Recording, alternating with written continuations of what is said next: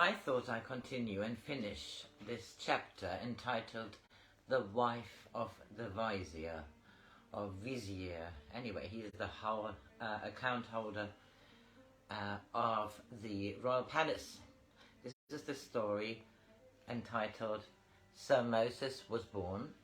It is written by Joan Grant. She lived in 1907 till 1989. So she passed away over 33 years ago. And we have here a story of her far memory. She was a seer. She used to write books of her far memories, and this is the 7th of her books. It is from the view of Nebunefer, who is the brother of Moses, and the brother of Karadan, who is the vizier. For a long time, Neb, or Nebunefer, lived in the sanctuary of the waters, but now he has to come to the palace because there's important stuff going on. We sat on a stone bench under lemon trees whose clean scent sharpened the evening air. "Why are you wondering why I married a man 20 years older than myself?" she said, with a forthrightness which I found so refreshing. "Shall I tell you? I think it may help you to know who the real Karadan is." "I should be really greatly honored." "I married him for expediency." "Don't look so startled, Neb. I shall never try to lie to you. It would be a waste of time. My mother arranged the marriage. I thought that Karadan would be a dull husband, but I wanted to get away from my parents. You'll sympathize if you meet them. And I like the idea of being the wife of the vizier.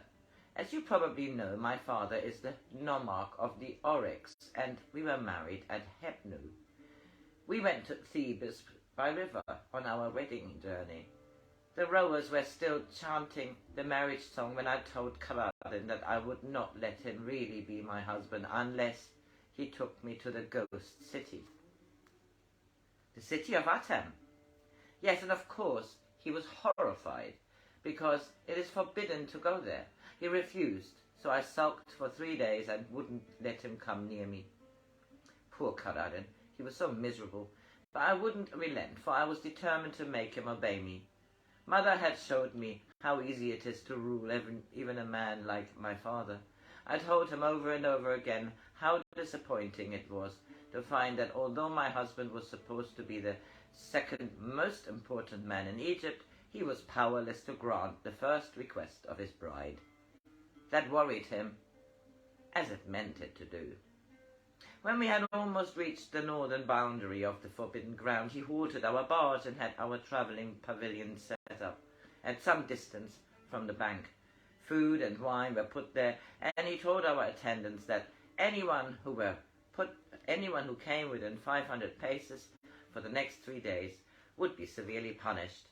One of my women wept and said that he would probably beat me unless I was obedient, and the other two seemed to think I ought to be flattered. I found the prospect interesting, if somewhat alarming, but I was furious because even the rowers smirked. Karadan has my sympathy. I should not have been so patient.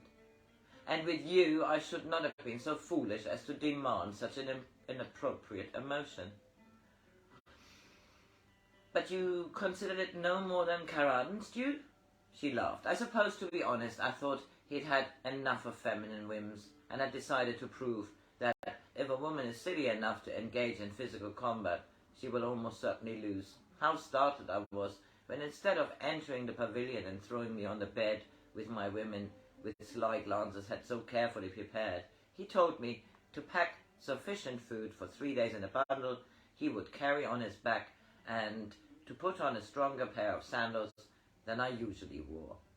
A brisk walk was less than you deserved. I hope it was raining.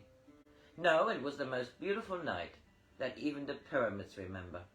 He strode ahead of me, and sometimes I had to run to keep him in sight. But he knew when I really began to tire and put out his hand to me. Oh, Neb, I was suddenly so happy, walking hand in hand with Karadan I hadn't suspected existed, up from the river by a steep track, alone under the kind stars to the high desert. We could hear goats running on their little pointed hooves across the stony ground, and Karadin gave me wild sage to crush in my fingers because he knew I liked the smell. When the sky was green as the first grass, we looked down from the cliffs to the forsaken city. The sun came up as we were standing above a boundary stele. It was so high on the cliff face that no one had taken the trouble to destroy it. Karadin said, "They have broken his aqueducts and sown his fields with salt, but they have not been able to destroy the memory of the man who was proud for his scribes to record that he delighted to kiss his wife." Then Karadin kissed me, and I found that even expediency is sometimes entirely different from what one expects. Together we went down into the city. Pillars had been overthrown and lay like dead men in the dust. This was the horizon of Atem, the city of whose splendors my nurse had told me when I was a child. Whispering, because she told me about it only to make me afraid that I too might find myself forsaken if I disobeyed. Authority. I was frightened and tried to hide my feelings from Karadin because I still wanted him to treat me as equal. Having not yet learned there is no equality except in loving. Then he said, "Pempi, are you frightened too?" And before I could answer, he said, "I'm frightened because this place has shown me that I cannot protect you from the journey of Anubis, even if I built you a tomb so splendid that it is yet beyond the imagination of architects." As the sun brightened, we saw that across the boundary stele someone had written, "This is the heretic and the foreigner who seduced him." Karadin stared at it, and then he said very quietly, as though he were speaking to someone standing at his elbow, someone who had waited a very long time to hear what he had to say. "You who swung down on the end of a rope to paint those words, why did you rebuke a man who tried to love the unlovable? He was a crippled man who had the courage to allow his physical weakness to be cut deep in stone for all who had a greater weakness to mock. And his wife also had courage.